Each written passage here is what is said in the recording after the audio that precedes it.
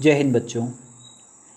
आपके लिए आज के इस वीडियो में लोक शिक्षण संचालनालय मध्य प्रदेश भोपाल के द्वारा राष्ट्रीय उपलब्धि सर्वेक्षण 2021 अर्थात NAS नेशनल अचीवमेंट सर्वे 2021 के होने वाले प्रश्न पत्र का सॉल्यूशन मैं लेकर आया हूं, जिसमें आज सबसे पहले हम अंग्रेजी विषय के सॉल्यूशन को देखेंगे। तो आशा करता हूं आप इस सॉल्यूशन को अच्छी तरीके से समझेंगे और अपनी कॉपी में नोट करेंगे, जैसा कि आपके शिक्षक ने एवं आपके प्राचार्य ने आपको सूचित किया है। तो चलिए सबसे पहले हम निर्देशों को पढ़ लेते हैं। कक्षा 10 के राष्ट्रीय उपलब्धि सर्वेक्षण के प्रश्न पत्र में सबसे पहले यहाँ पर निर्देश दिए गए हैं कि इस पुस्तिका में आपको 60 प्रश्न दिए जाएंगे और इन प्रश्नों को सॉल्व करने के लिए आपके पास में 120 मिनट का समय दिया जाएगा। तो प्रिय विद्यार्थियों, ये आपको विद्यालय में आपके विद्यालय स्तर से आपको प्रश्न पत्र उपलब्ध कराए जाएंगे। आपके शिक्षक, आपके प्राचार्य आपको निर्देशित करेंगे कि आपको इन प्रश्नों के उत्तर को किस प्रकार से सॉल्व करना है। तो प्रिय विद्यार्थियों, आपको बताना चाहूँगा कि इस प्रश्न पत्र में 4 विकल्प दिए गए हैं और आप उन चारों विकल्प में से कोई भी एक विकल्प के माध्यम से को सिलेक्ट करके आप उसके आंसर को दे सकते हैं। तो जैसा कि आप सभी जानते हैं कि आपको इस क्वेश्चन पेपर को सॉल्व करना है। साथ ही मैं आपको ये भी बताना चाहूँगा कि ये फर्स्ट स्टेज के पेपर हैं। इसके बाद में सेकंड स्टेज के भी पेपर आप लोगों को देना होंगे। उसके बाद में थर्ड स्टेज के भी पेपर आप लोगों को देना होंगे। वीडियो के अंत में मैं आपको सेकंड और थर्ड स्टेज के आपको डेट्स बता दूंगा कि कौन से डेट में कौन सा पेपर होने वाला है। टिल देन, तब तक हम आपको इसके आंसर्स प्रोवाइड करवा देते हैं, ताकि आप अभी सभी लोग अपनी फेयर नोटबुक में जो आपको टेक्स्ट कॉपी दी गई है NAS की टेस्ट पेपर के लिए, वो आप उसमें क्वेश्चन कर सकें। तो डियर स्टूडेंट, ये जो 1 to 6 है, ये मैं सारे क्लास में इसको पूरा डिस्क्राइब कर चुका हूँ बच्चों को, कि आप लोगों को हम लोगों ने क्वेश्चन पेपर दे दिया है ताकि आप इस क्वेश्चन पेपर को घर से कैसे भी करके कर सकें। हम लोग आप लोगों को क्वेश्चन दे चुके हैं, आप लोग इसको सॉल्व करेंगे। आप लोगों के जो भी सॉल्यूशन हमारे पास में आएंगे उसके आधार पर हम आपको अंक प्रदान करेंगे। लेकिन इस वीडियो के माध्यम से आपको यह जानकारी प्राप्त हो पाएगी कि आप अपने जो क्वेश्चन पेपर को सॉल्व करेंगे वो कौन कौन से आंसर आप कर सकते हैं, क्योंकि इससे पहले भी कई वीडियोस अपलोड हो चुके हैं। तो बेटा, मैं आपको इसका फर्स्ट क्वेश्चन है, read the following story and answer the question given below. You have to learn this story. आपको इस स्टोरी को पहले सीखना है, पढ़ना है। Read this story and after that you have to provide the answer of the given question. तो सबसे पहले actually I haven't the proper time. हमारे पास में इतना समय नहीं है कि हम इसका पूरा डिस्क्रिप्शन आपको प्रोवाइड कर पाएँ, क्योंकि हमने जब आपसे टेस्ट लिया है तब हमने आपको जो समझ में नहीं आया हमने आपको उसके बारे में थोड़ा समझा दिया गया है हमारे द्वारा आपको। तो सबसे पहले हम इसके क्वेश्चंस पर जाते हैं जो कि आपको क्वेश्चन पेपर दिया गया है। उसमें फर्स्ट क्वेश्चन है, Hamaguchi Drew the attention of the village bye. Hamaguchi ने जो लोगों का जो विलेजर्स था उनका अटेंशन कैसे प्राप्त किया, उनका मतलब ध्यान आकर्षण किस प्रकार से किया। तो बेटा, मैं आपको इसका क्वेश्चन का आंसर बताना चाहूँगा। इसका जो आंसर आएगा वो थर्ड आंसर आएगा, that is the putting his rice sticks on fire. Okay, ये इसका आंसर आएगा।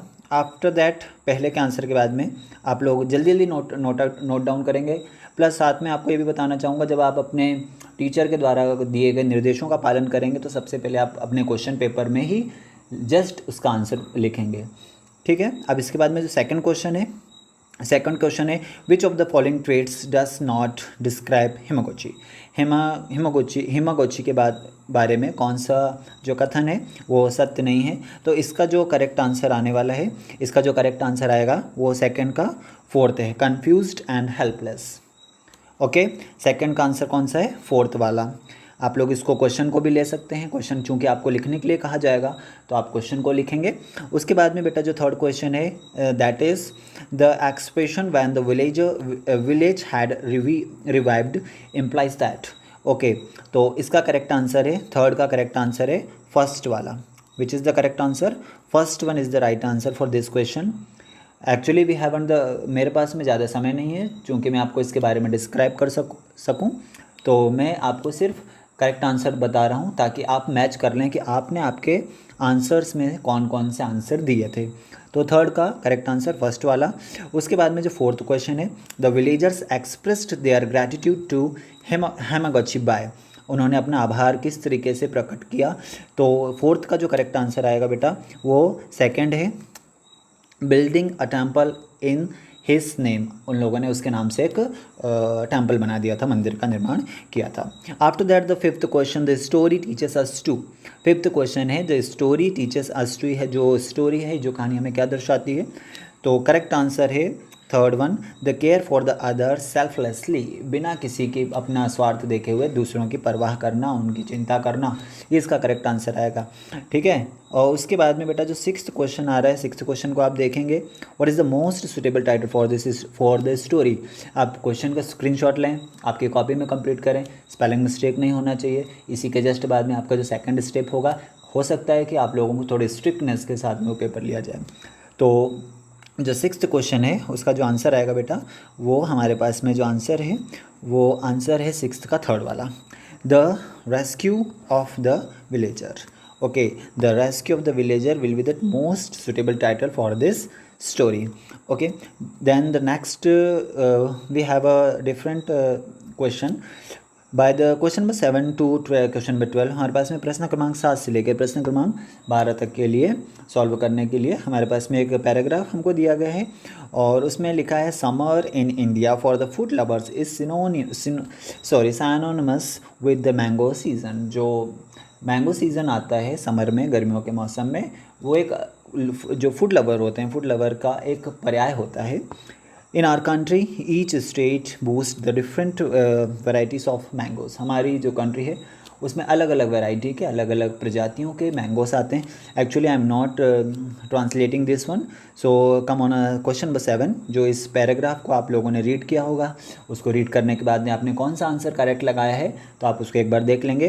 तो after reading this paragraph the question number 7, come on question number 7, and question number 7 का जो करेक्ट आंसर आएगा, one can find mangoes from, हम mango कहाँ से कौन कौन से मंथ तक प्राप्त कर सकते हैं। Then the correct answer is 7th का फर्स्ट वन। मार्च के मंथ से मैंगो आना चालू हो जाते हैं और अप्रैल तक अगस्त के जो लास्ट वीक्स रहते हैं तब तक अपने को मैंगोस मिल जाते हैं। तो आप लोग इसको पहले रीड करा होगा आपने, उसके बाद इसका आंसर आपने लिखा होगा। तो 7th का करेक्ट आंसर क्या होगा, फर्स्ट वाला। After that 8th question, which of the following statement is not true of the mangoes के बारे में कौन सा statement is not true. Then the third answer is correct, mangoes are not available in summer, कि mango summer में available नहीं होते हैं जबकि वही उनका प्रॉपर सीजन होता है। फिर उसके बाद में 8th के बाद में आप लोग 9th क्वेश्चन पे जाएंगे। The range of the special dishes in the West India cuisine is aplenty, means जो वेस्ट इंडिया की, जो सदर्न इंडिया है, जो पश्चिम वेस्ट इंडिया की जो सबसे बेस्ट कज़िन है, जो सबसे बढ़िया डिश है मैंगो वाली, वो कहाँ पर उपलब्ध होती है। तो 9th का आंसर हम लोग जो लिखेंगे वो दैट इज़ 4th वन है। There are lots of special dishes with mangoes in Indian cuisine, भारतीय भोज्य पदार्थों में मैंगो की कई बहुत सारी डिशेस बनाई जाती हैं। After that the question about 10 which is core ingredient in the passage means, core ingredient in the passage means, तो इसका करेक्ट आंसर आएगा मेन आइटम, मतलब मैंगो से बनाने वाला मुख्य पदार्थ कौन सा होता है, कौन से उसका जो चीज़ें होती हैं वो उसका आंसर आएगा। फिर उसके बाद में क्वेश्चन नंबर 10 के बाद में आप लोगों को जो क्वेश्चन नंबर 11 है वो पूछा गया है, mango is often called, mango को हम लोग क्या कहते हैं सामान्यतः, और हम कौन सी भाषा में मैंगो का प्रयोग कर सकते हैं। तो इसमें जैसे ping pong ball, king of fruits, sweet delicacy and the summer trait, तो जो आम होता है उसे फलों का राजा कहा जाता है, सभी बच्चे जानते हैं। और अगर नहीं भी जानते होंगे तो आप लोगों ने जब पैसेज को पढ़ा होगा उसके बाद में इसका आंसर लिखा होगा, तो 11th का आंसर सेकंड होगा बेटा। After that, question number 12, according to the text, which is the best way of eating a mango? Okay, तो 12th का आंसर आप लोगों के पास में आएगा, eating a freshly cut mango। ये according to the text, it's the best way to eating mango, आम को खाने का सबसे अच्छा तरीका कौन सा है, eating a freshie cut mango, एक बहुत अच्छी तरीके वाला जो फ्रेश आता है उसे कट करके खाएं, वो is the best way to eating the mango, मतलब उसे खाने का सबसे अच्छा तरीका होता है। अब बेटा इसके बाद में जो प्रश्न क्रमांक 13 से प्रश्न क्रमांक 19 का प्रश्न पूछे गए, तो आप लोगों का आपके जो टेक्स्ट पेपर था उसमें आप लोगों को बहुत अच्छी तरीके से सर्च करना था उसके आंसर कि क्या है कैसा है, आप लोगों ने बहुत अच्छी तरीके से देखे होंगे, आपके टीचर्स ने आपको अच्छी तरीके से बताया होगा। तो यहाँ पर है read the chart given below and answer the following question. आपको जो गिवन चार्ट है यहाँ पर एक सारणी दी गई है, उसको आपको पहले पढ़ना था और उसके आंसर देना था। A school decided to celebrate Book Week. The chart below shows us the schedule of activities planned. Study the chart carefully and answer the question that follow. Then आपको देखना है डे, यहाँ पर फर्स्ट वन पे day दिए गए हैं, second number पे class and activity in the school. Venue यहाँ पर थर्ड नंबर पे दिया गया। वेन्यू का मतलब होता है द प्लेस, है ना, ये वेन्यू लिखा है, इसके मतलब class and outdoor activities. So after reading this all one, Monday को कौन सी class 1 and 2 designing, bookmarks, class 3 and 4 में role play, class 5th and 6 5th to 6 में my favourite book and talk. ये बुक वीक के बारे में एक चार्ट यहाँ पर दिया गया है, जो कौन कौन सी बुक वीक जब होगा उसमें सेलिब्रेशन किया जाएगा, ऑर्गेनाइजमेंट होगा। वेन्यू बता दिया, हॉल नंबर 1 में होगा, लाइब्रेरी में होगा, क्लासरूम में होगा। तो बेटा आप लोगों ने इसका पूरा का पूरा पहले इस चार्ट को पढ़ा होगा। अब इस चार्ट को पढ़ने के बाद में जब हम क्वेश्चन को कंप्लीट करेंगे, question number 13 to 19। So the 13th number question is I am interested in watching the quiz, where is it being conducted. Question number 13 का जो आंसर होगा, तो जो वॉचिंग द, ये हॉल नंबर 2 में कंडक्ट होने वाला था। Okay, quiz conducted by the Mandeep Kaur and poetry recitation and okay. तो हॉल नंबर 2 में जो एक्टिविटी कंडक्ट होने वाली थी, क्वेश्चन नंबर 13 का जो करेक्ट आंसर आएगा, I am interested watching the quiz where is being conducted. 13th का आंसर आप बेटा लिखेंगे कौन सा, सेकंड, हॉल नंबर 2। 13वें का जो उत्तर आएगा दूसरा आप लोगों ने लिखा होगा।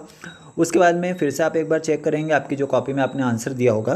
क्वेश्चन नंबर 14 के लिए, क्वेश्चन नंबर 14 का जो आंसर आएगा, on which day the school conducting the maximum number of activities, then the correct answer is 14 का जो करेक्ट आंसर आएगा, वेडनेसडे के दिन सबसे ज़्यादा एक्टिविटीज़ को कंडक्ट किया जाएगा स्कूल में।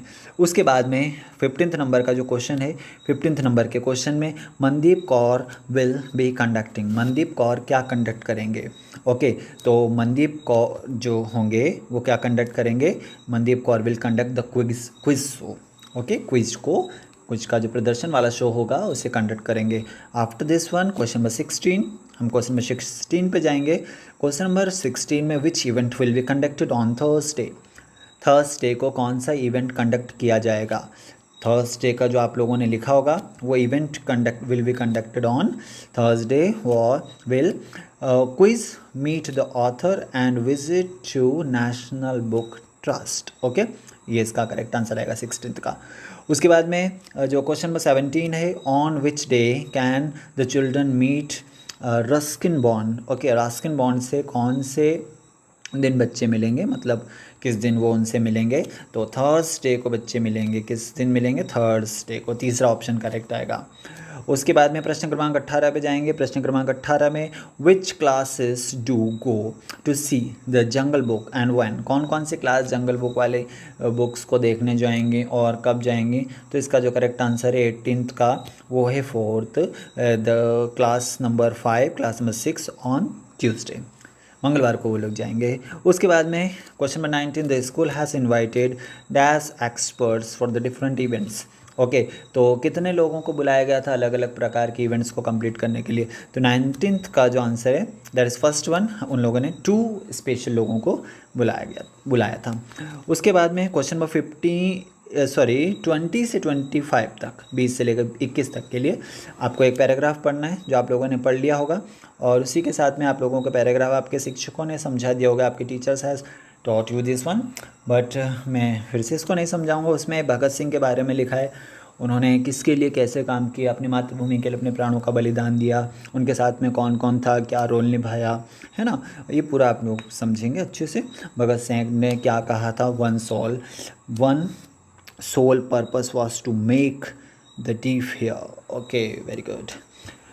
नाउ कॉमन क्वेश्चंस, हम क्वेश्चन पर आते हैं। प्रश्न क्रमांक 20 पर, Bhagat Singh has refuse to say refer to say as martyr because he, Bhagat Singh को शहीद कहा जाता था, उन्हें उनके दिया गया शहीद की उपाधि दी गई, क्यों दी गई? तो इसका करेक्ट आंसर है through a bomb in the assembly hall, उन्होंने असेंबली हॉल में बॉम्ब फेंका था, उसके कारण led a protest march against the British, उन्होंने ब्रिटिशों के अगेंस्ट में एक मोर्चा विरोध का मोर्चा ओपन कर दिया था, इसलिए। तो बेटा इसका जो करेक्ट आंसर आएगा, that was hanged for protesting against the British, उनको उनका विरोध करने के प्रति क्या कर दिया गया था? हैंग कर दिया गया था। हैंग करना मतलब होता है उनको फांसी की सज़ा दे दी गई थी। तो 20वें का जो करेक्ट आंसर आप लोगों ने लिखा होगा वो क्या लिखा होगा? Third one. उसके बाद में question number 21 is the Bhagat Singh's dream was to, Bhagat Singh का जो ड्रीम था, उनका ड्रीम मतलब होता है उनका जो सपना था, क्या था? कि उनका स्वप्न था कि avenge the death of Lala Lajpat Rai and make India free nation. Simple is the, जब आप इस लेसन को इसको पढ़ा होगा पैराग्राफ को, तो make India a free nation, Bharat को स्वतंत्र राष्ट्र बनाना।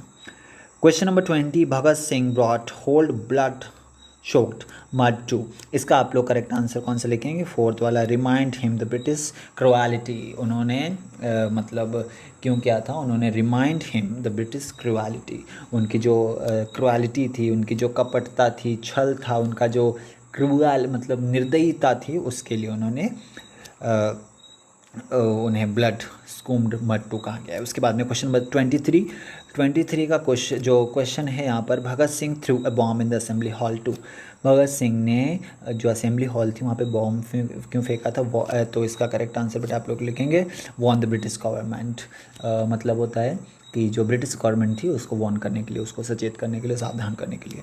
Question number 24, the deaf refers to, deaf मतलब होता है बहरा, द डीफ रिफर्स टू, अब डीफ मतलब क्या होता है? 24, तो इसमें इसमें DEAF, तो इसका करेक्ट आंसर आप जो लिखेंगे 24 का करेक्ट आंसर होगा इंग्लिश रूलर्स, मतलब जो विदेशी शासक थे उनके लिए प्रयोग किया गया था। मैंने इसका बहरा बता दिया आपको इसके लिए। तो विदेशी शासकों के लिए जो प्रयोग में लाया गया वो शब्द वो डीफ बोला गया उसको। उसके बाद में question number 25, the Bhagat Singh was greatly moved here, greatly moved means, तो ग्रेटली मूव्ड का यहाँ पर आपको मतलब बताना है। ग्रेटली मूव्ड का मतलब यहाँ पर जो होता है वो very angry, very deeply touch, highly disappointed and very frightened, वो बहुत गुस्सा थे या बहुत ज़्यादा भावुक हो गए थे, बहुत ज़्यादा निराश हो चुके थे, बहुत ज़्यादा डर चुके थे। तो after reading the paragraph you will make on that decision that he was deeply touched. After that, question number 26 is, okay, this is completed now. From 26 to 30, it's the next paragraph. After reading this paragraph, you have to give the answer for this one. And the first is read the following passages and answer the given question. तो बेटा आप लोग इसका, अगर आप लोग इसको solve कर रहे हैं तो आप लोग इसका स्क्रीनशॉट ले सकते हैं इसके माध्यम से, और अगर इसे आपने सॉल्व कर लिया है तो आप क्या कर सकते हैं, इसके you can check out your answers that what you have written on your question paper. After completing this one, the passage is about, ये passage किसके बारे में है? ठीक है, we have तो passage is about, especially this passage is about the environmental pollution, पर्यावरणीय प्रदूषण के बारे में है।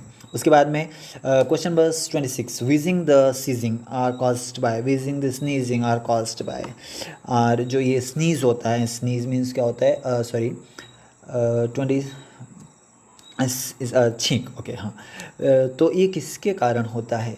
ठीक है, तो इसका हम लोग इसमें जो eating ice creams, inhaling toxic air, है ना, जो छींक आती है, खांसी आती है और अदर एलर्जिक होता है, तो इनहेलिंग टॉक्सिक एयर मतलब होता है जो, सेकंड वाला इसका आ गया आंसर, जो वायुमंडल में प्रदूषित हवा होती है, जो वायु होती है, उसको हम जब इनहेल कर लेते हैं तब सडनली हमको क्या होता है? स्नीजिंग होने लगती है, छींक आने लगती है। तो बेटा इसका करेक्ट आंसर आप क्या लिखेंगे? 27 का सेकंड लिखेंगे। फिर बेटा इसके बाद में 28 का 10th क्लास के मेरे प्रिय विद्यार्थियों, सभी प्रिय विद्यार्थियों, जितने भी मतलब मेरे चैनल के माध्यम से मुझसे जुड़े हैं, तो आपको मैं सूचित करना चाहूँगा कि बेटा यू कैन सपोर्ट मी। आप मेरे चैनल को लाइक करें, सब्सक्राइब करें, शेयर करें, कमेंट करें और अपने फ्रेंड्स को भी कहें कि हमारे सर का, हमारे बड़े भैया का चैनल है, तो आप उसे सब्सक्राइब कर सकते हैं, लाइक कर सकते हैं। Thank you. तो हम क्वेश्चन नंबर 28 पे जाते हैं बेटा। विच of the following statement is true. इसमें से कौन से स्टेटमेंट सही है। तो अब मैं आपको, क्योंकि आपने पैराग्राफ पहले से पढ़ लिया है, मैं आपको पैराग्राफ नहीं समझा सकता बिकॉज समय का थोड़ा सा अभाव रहेगा, है ना। जब आपका जो नेक्स्ट पेपर होगा, मैथ्स का पेपर होगा, अगर मेरे पास में समय रहेगा, मैं स्पेशली आप लोगों के लिए साइंस का पेपर रहेगा, स्पेशली आप लोगों के लिए सॉल्यूशन के साथ में पेपर का आंसर आपको प्रोवाइड कराऊंगा कि आप लोग कौन से लिखा होगा और आपने कैसे उसको आंसर वो लाए होंगे। तो विच of the following statement is true. all Indian, first one is all Indians are critically impacted by the air pollution। जो all Indians are critically impacted by the air pollution, बहुत ज़्यादा बुरी तरीके से एयर पोल्यूशन है, तो इसे true बताना है एक्चुअली। तो इसका जो करेक्ट आंसर आएगा 28 का, आप लोग सीधे डायरेक्टली 28 का थर्ड लिखेंगे। The third, 1/3 of the people living in urban area are affected by the air pollutant. Actually समझने की दृष्टि से और कुछ हो सकता है, लेकिन we have to give this answer, we have to write the answer by reading the paragraph only. We can not provide the answer by our side and we can not give the answer by our side. We have to give the answer by reading the paragraph. हमको answer जो लिखना है reading the paragraph, after reading the paragraph हमको paragraph को read करके लिखना है, मन से नहीं लिखना है। उसके बाद में क्वेश्चन नंबर 29 पे जाते हैं। 29 में विच of the following statement is not true, मतलब कौन सा सही नहीं है। तो कौन सा सही नहीं है, इसका 180 cities were mention for the survey and pollutions is one.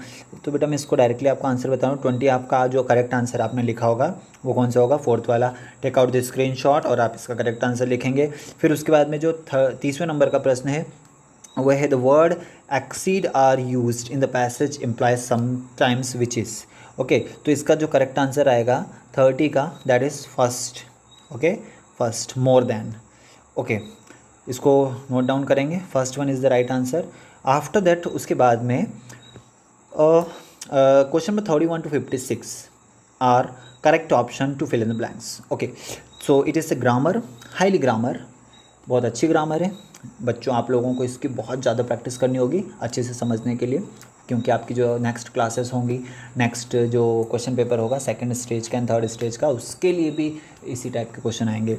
तो directly I am giving to you the only answer, I will not explain why we are using this answer, but you can check out what you have written in your copy.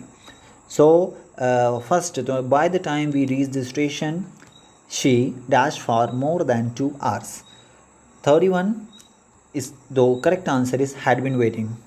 Okay, by the time we reached the station and we had been waiting.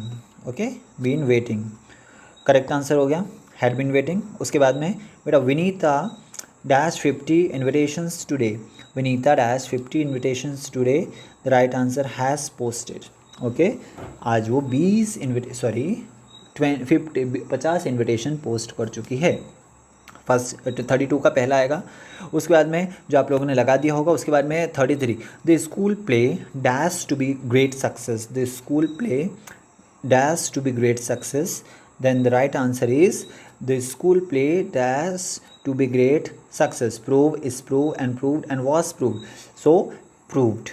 Okay, proved, iska the school play proved to be great success. Okay, I'm not giving the translation of this one. 34 the match dash by the chief guest on Sunday, the match is inaugurated, was inaugurated, has inaugurated, was on Sunday. So actually has inaugurated, the correct answer is was inaugurated. Okay, उसके बाद में प्रश्न क्रमांक 25 के 35 के लिए dash was cloudy, I did not, it did not rain, it was the weather when it was cloudy, since it was cloudy, and wherever and although। तो wherever तो हो ही नहीं सकता इसका, 35 का आंसर although। ठीक है, although will be the right answer 35 का। फिर नेक्स्ट है 36 नंबर पे, Raman is very obedient, he does dash he is told, he does, that is told, as is told, if is told, then वो ऐसा ही करता है जैसा उसे बताया था। देन 36 का करेक्ट आंसर हो सकता है B is the right answer for this one. 36 का सेकंड आंसर सही होगा, एस। ओके, उस वो जैसा ही करता है, जैसे बहुत आज्ञाकारी बच्चा है। चलो, मुझे डिस्क्राइब नहीं करना है अभी एक्चुअली। उसके बाद में है 37 नंबर में, she was unwell, I offer to help her, so although, wherever, since, however. So the correct answer is since she was unwell, चूँकि वो मतलब she was not well, I offer to help us, मैंने उसे मदद करने के लिए offer किया। उसके बाद में प्रश्न क्रमांक 38 के लिए बेटा आप लोग जो आंसर लिखेंगे, his father can't dash with rude behaviour any more. तो आप लोगों ने इसका आंसर जो लिखा होगा मैं बता देता हूँ, his father can't put up, put in, put at and put on. 38 का तो put up with his rude behavior anymore. Correct answer is put up. After completing this one, question number 38 and question number 39, she was very happy when she ran into, ran up, ran down and ran out her old friend.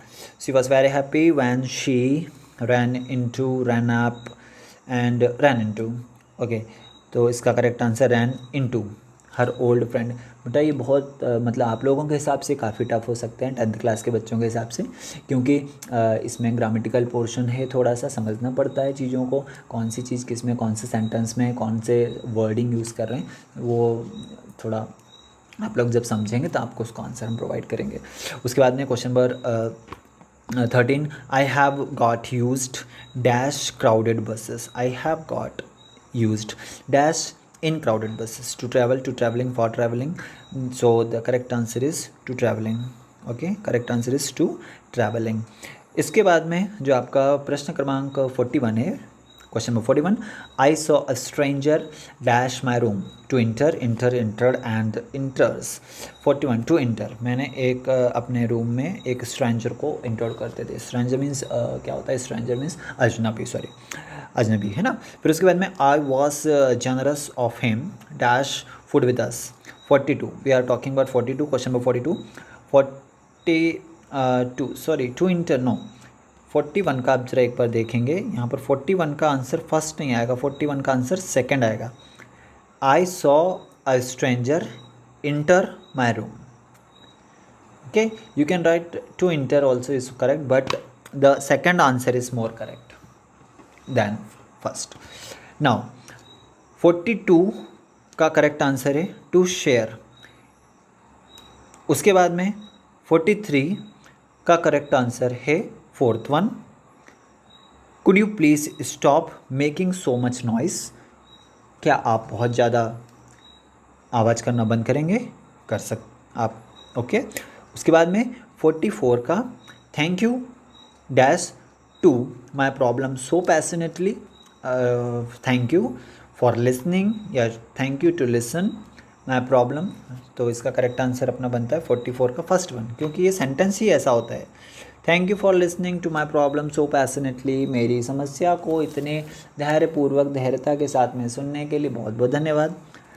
बेटा आप लोग बहुत अच्छे से करा होगा आपने paper, question paper में 24 में 44 का जो आंसर है वो फर्स्ट था। उसके बाद में 45 का आंसर देखते हैं। 45 का जो आंसर होगा वो होगा dash is rained and the dust is air. Okay, had it rained, had it rained. Okay, 45 का जो correct answer is third one. After that 46 का correct answer is also third one. Okay, 46 का answer भी third one है। Our team can win the match if it practises regularly. हमारी जो team है वो मैच को जीत सकती है अगर वो सतत प्रयास करती है तो ठीक है। उसके बाद में 47 का जो करेक्ट आंसर आएगा वो फर्स्ट वन है, if he dash hard, if he had worked hard he would have succeeded. अगर उसने कठिन परिश्रम किया होता तो उसे जल्द अवश्य सफलता मिली होती। After completing 48, if you dash home on time you wouldn't have missed the train if you dash। okay, so the correct answer of this one is fourth one, that is had left। okay, had left 47 का first, had worked। After that 49 is I dash rather drink coffee than tea. So 49 का जो correct answer आएगा I shall, I could, I would rather drink. Okay तो correct answer है I would rather drink coffee than tea. Okay अब उसके बाद में 50वां प्रश्न है I wish you dash come with us. I wish you can come with us, could come with us, will come with us and shall with us. I wish could come with us, could come with us. Okay 50 का answer आएगा second. उसके बाद में 51 जो है 51 का question है the librarian said you dash take the book you dash take the book home. जो लाइब्रेरियन है, लाइब्रेरियन हिंदी में क्या होता है, पुस्तकालय के जो टीचर होते हैं लाइब्रेरियन उसे बोलते हैं. The librarian said you dash take the book home. तो यू शैल आप ले जाएंगे, you might, may and will. The correct answer is 51 is you may. उसको परमिशन दिए कि आप इसे अपने घर ले जा सकते हैं. Giving the permission we can use modal may for giving the permission and taking out the formal permission is called for this one. And next हमारे पास में जो प्रश्न है बेटा आप कक्षा 10वीं के सभी विद्यार्थियों के लिए, वो है the hostel warden warned actually warned लिखा है, आप उसको इसका हिंदी में इंग्लिश में इस तरीके से पढ़ते हैं, वार्न पढ़ते हैं उसको. The hostel warden warned us that we dash not be late again. तो उसने हमें वार्न किया, चेतावनी प्रदान करी कि we might, may, should and count 50. तो इसका करेक्ट आंसर आएगा उसने हमें ये वार्निंग दी कि you should not be late again, आपको डबल से नहीं लेट आना चाहिए. उसके बाद में 53 का क्वेश्चन है a mango is eaten by eaten and being eaten. Actually ये जो सेंटेंस बन रहा है वो एक्टिव टू पैसिव वॉइस जैसा बन रहा है, उनको पैसिव वॉइस में जैसे कन्वर्ट करते हैं तो उसके लिए बन रहा है a mango is being eaten और फिर उसके बाद में इज़ बीइंग ईटन. बीन अलग होता है और बीइंग अलग होता है, तो एक्चुअली हमें बीन लगाना पड़ता है. Mango is being eaten by her, उसके द्वारा being eaten. Okay, correct. Yes, being eaten, correct. That one is correct. After completing 54, the work had already dash by him, completed, been completed, and be completed. Question number 54 का जो answer आएगा been completed. The work has already been completed by him. And question number 55 is food dash cooked by her mother. Food was cooked. Food was being नहीं होता है, फिर was been and is been and has been. Okay was been is the right answer, was being. Okay was being correct, क्योंकि been ये वाला been नहीं लगता, इस बीन भी नहीं लगेगा. And cooked bye her mother. Okay so that is the more correct answer. And after completing 55 number का प्रश्न को पूर्ण करने के पश्चात में आप प्रश्न क्रमांक 56 पर आएंगे. Let the letter was posted, let the letter posted, let the letter is posted, let the letter be posted. Okay let the letter be posted, it's simple. After completing question number 56, 57 to 60 आप लोगों का question paper solve होने की कगार पर आ गया है. प्रश्न क्रमांक 57 पर आ गए हैं. The manager handle the case very well, he has experience. Now 2 sentences have been combined into one. Okay यहाँ पर 2 प्रश्नों को एक में कंबाइन कर दिया गया है. Choose the sentence that has the same meaning and it is grammatically correct. आपको यहाँ पर ऐसे सेंटेंस को सिलेक्ट करना है जिसकी एक which has the same meaning, जिसका समान अर्थ है और जो ग्रामेटिकली व्याकरण के तौर पर करेक्ट है. तो फर्स्ट इसमें जो ऑप्शन दिया है 57 में, the manager handled the case very well, he has experience. As the manager has experience, he handled the case very well. After completing this one, the manager has experience as he handled the case very well. The manager handled the case very well, but तो बिल्कुल नहीं. Yet the manager has he handled the very case. Okay correct answer is first option is the right. As the manager has experience he handled the case very well. उससे चूँकि बहुत ज़्यादा experience था तो उसने उस केस को बहुत अच्छी तरीके से हैंडल किया। उसके बाद में प्रश्न क्रमांक 58 के लिए, he is honest and he is not hard working. वो एक ईमानदार है, वो लेकिन he is not hard working, वो ईमानदार कठिन परिश्रमी नहीं है। Then the right answer is this one is for this one, he is honest but he is not hard working. Yes, he is not hard working, ये तो हो ही नहीं सकता। Is not and he is honest but he is hard working, but he is hard working तो है ही नहीं। तो इसका करेक्ट आंसर कौन सा आएगा? फर्स्ट वाला।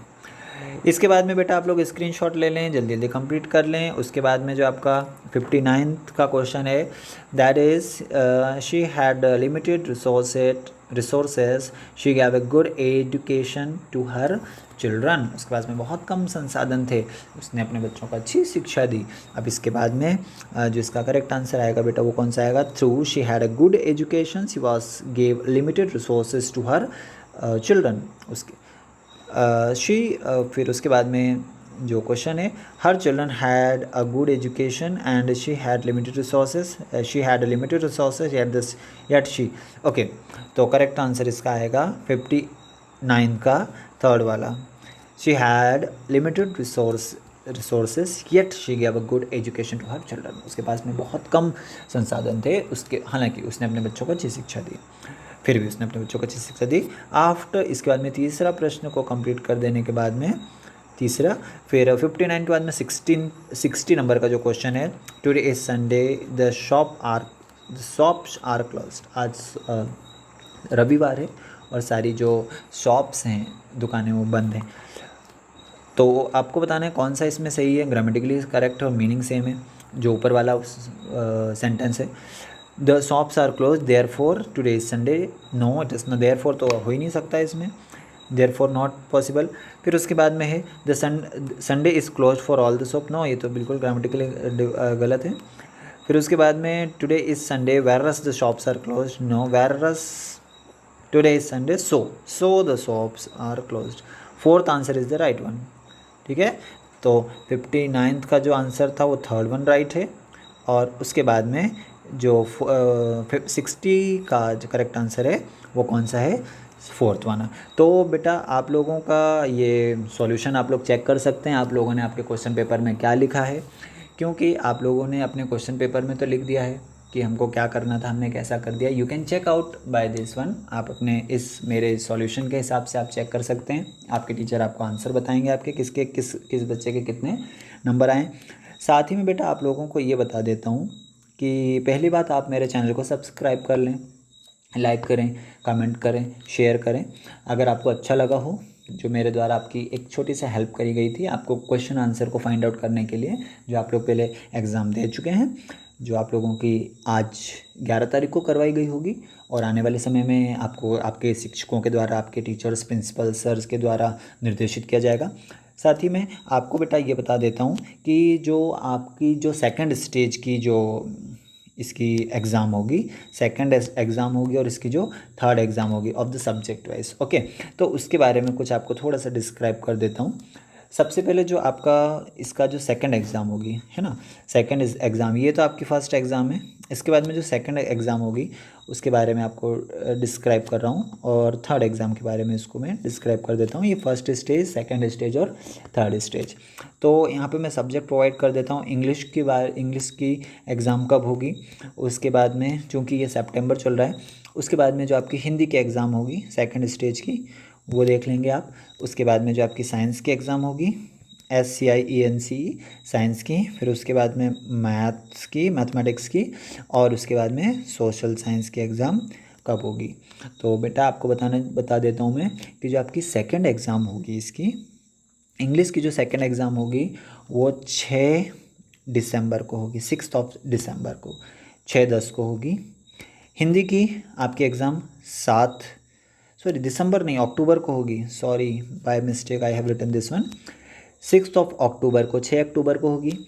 उसके बाद में 7 अक्टूबर को हिंदी का एग्ज़ाम होगा, 8 अक्टूबर को विज्ञान का एग्ज़ाम होगा, 9 अक्टूबर को गणित की परीक्षा होगी और 11 अक्टूबर को आपकी सोशल साइंस की सामाजिक विज्ञान की परीक्षा होगी। ठीक उसी प्रकार जो आपकी जो थर्ड एग्ज़ाम होगी बेटा, जो थर्ड स्टेज की जो एग्ज़ाम होगी वो कब होना है, 25 तारीख को ही ले ली जाएगी। इसी जैसा कि हमें आदेश प्राप्त है उसी के आधार पर 25 तारीख से, मतलब अक्टूबर में ही, अक्टूबर में 25 अक्टूबर को, 5 ऑफ अक्टूबर को, 25/10 को हिंदी की होगी, 26/10 को थर्ड स्टेज एग्ज़ाम। साइंस की होगी 27 अक्टूबर को, मैथ की होगी 28 अक्टूबर को, और उसके बाद में सोशल साइंस की होगी 29 ऑफ अक्टूबर 2021। फिर बेटा जब आपके ये एग्ज़ाम हो जाएंगे, फिर उसके बाद में 12 नवंबर को 12/11/21 को नेशनल NIS की फ़ाइनल एग्ज़ाम के आधार पर एक सर्वे होगा। उसके आधार पर जो लर्निंग आउटकम्स हैं कि बच्चों को हर प्रत्येक 3 वर्ष में किस प्रकार के सीखना चाहिए, उनके लर्निंग आउटकम्स के मॉड्यूल्स बनाए जाएंगे, लेकिन उससे आपको कोई लेना देना नहीं है। तो आफ्टर कमिंग दिस वन, और इसकी पूरी जानकारी हमको 4 सितंबर की ऑनलाइन मीटिंग में दे दी गई थी। 4 सितंबर को एक ऑनलाइन मीटिंग हुई थी, इसकी सारी जानकारी प्रोवाइड कर दी गई थी। तो सबसे पहले आपको थैंक यू बोलना चाहूँगा मेरे वीडियो को पूरा वॉच करने के लिए। थैंक यू, और लाइक करें, सब्सक्राइब करें, फॉलो करें, फॉलो ना भी करें कोई बात नहीं है, आप लोग सब्सक्राइब करें, आपके फ्रेंड्स को मेरी इन्फॉर्मेशन दें। थैंक यू सभी बच्चों को, थैंक यू। अगर समय मिलता है तो मैं नेक्स्ट वीडियो भी अपलोड करूँगा अदर सब्जेक्ट का। तो सभी बच्चों को धन्यवाद, थैंक यू, जय हिंद, जय भारत।